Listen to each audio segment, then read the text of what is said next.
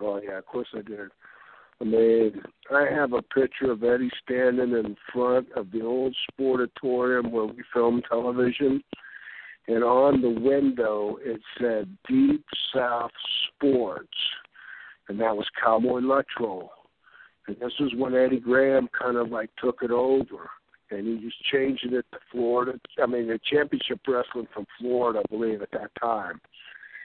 Me, Bill DeMott had the territory for the developmental in Georgia that was called Deep South Sports.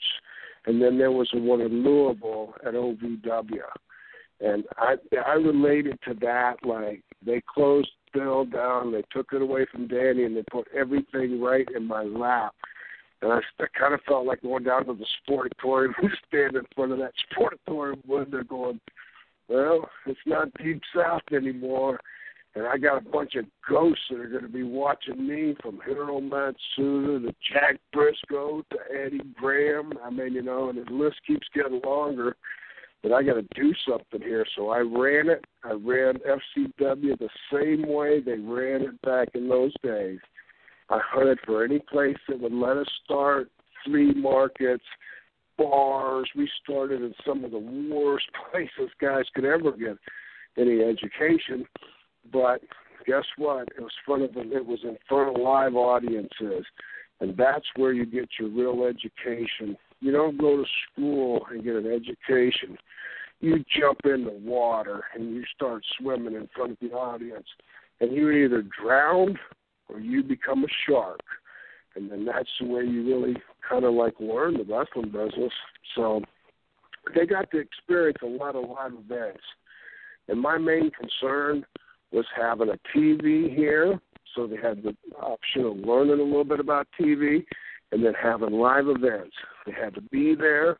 They had to be able to, you know, perform in front of audiences that had no idea who they were. Guys like Sheamus, Dolph Ziggler, they stepped out at flea markets. They stepped out in front of high schools. They stepped out in front of armories all over the state. And maybe 20 people there, maybe 30. I don't know that guy, big red-headed guy or whoever it was. I mean, you know, at that time, they just were, you know, people that nobody had ever seen before. And we weren't allowed to use the WWE logo.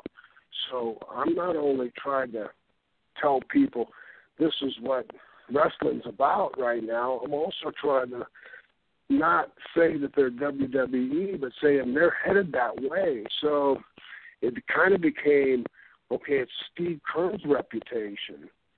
And where I went, I mean, Steve Keirn got in the armories because I was blocked by independents all over the state.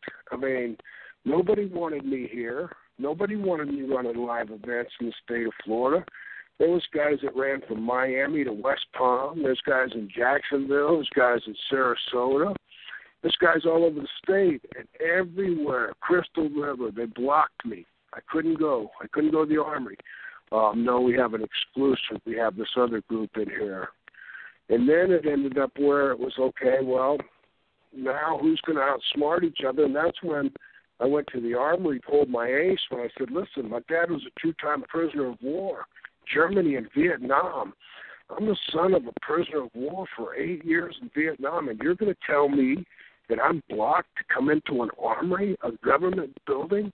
I'll do something to go over your head. And I met a guy in Jacksonville that was in charge of them, actually St. Augustine, and he opened up the doors to every armory in this state to me.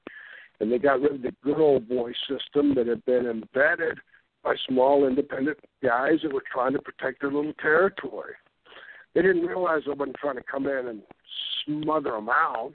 I just had to run live events in the same buildings. So anyway, that's how it kind of became Eddie Graham's territory. You had to kind of like push your way in and just kind of say, hey, I'm not going to back down. I'm coming into this territory and working it. So that's what we did. Yeah, definitely. And FCW made its mark, and it became pretty damn popular. And obviously, with the affiliation, not the logo, obviously, but the affiliation. So how does FCW kind of grow, and all of a sudden FCW becomes NXT? Well, you never really know how certain things happen. I mean, you're only limited to so much information. But what my belief was is they saw what we had done, but they didn't see the beginning.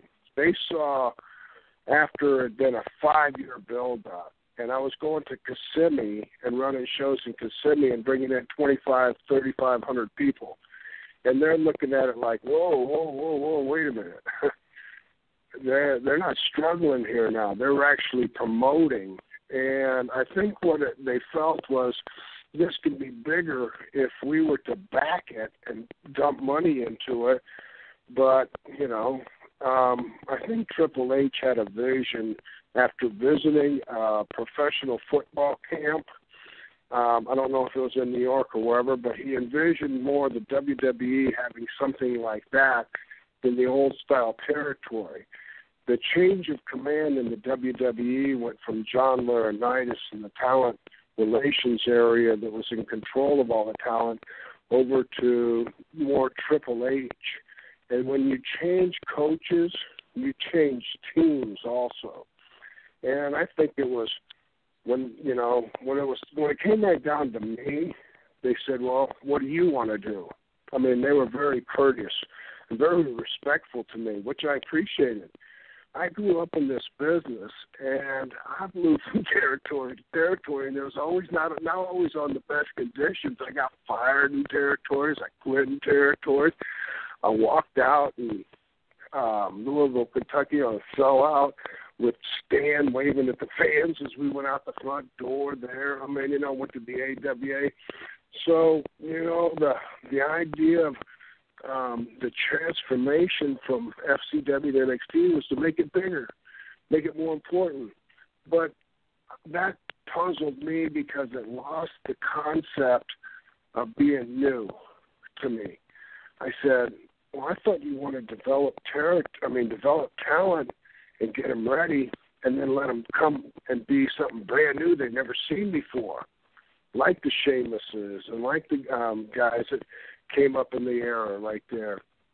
Okay, well, now they didn't mind exposing them. I mean, FCW was in Europe for years, but it wasn't in the United States. And they decided there's another way to make money with it or another way to do it. And they wanted to go forward, and they go, well, what do you want to do? And they go, name your job. What do you want to be? And I looked at them. I go, I've never had to come up with my own job and make it up. So I went for a year when I traveled back and forth to Orlando and slowly got pulled back a little bit more and a little bit more. And to be perfectly honest and, making sure everybody understands that I was burning out teaching wrestling. I've taught so many people to be a wrestler. I think that I got to have the Guinness World Book of Records. My first student was Tracy Smothers, actually a full-time student. But I worked out with guys, Tony Atlas sitting beside me at the wrestle contest. You taught me to drop kick. The Crockett's had you come down and teach me to drop kick. You remember you taught me to drop kick. And I started thinking, oh, my God, I really am old if I taught Tony Atlas how to drop kick. But my education on teaching other people spanned for so much of a time period that I got to the point where I started seeing less guys with passion, more guys that were from different situations. Nothing wrong with it, but it's harder to teach somebody that doesn't love it. If you were to come to me and say, what would be my best background for getting into this industry? I'd say, are you a wrestling fan? And they say, yes. I mean, are you a fanatic? Do you watch it and study it and imagine doing the moves and all that? So yes, and that's what your background should be. It doesn't necessarily have to be a great athletic background. You think Jerry Lawler was a great athlete? He wasn't a great athlete. He was a wrestling fan.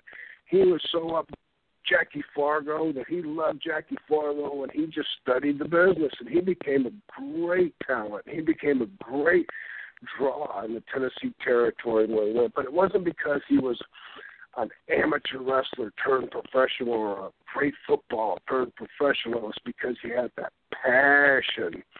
So when it came time for me, I had a contract that went from December to December.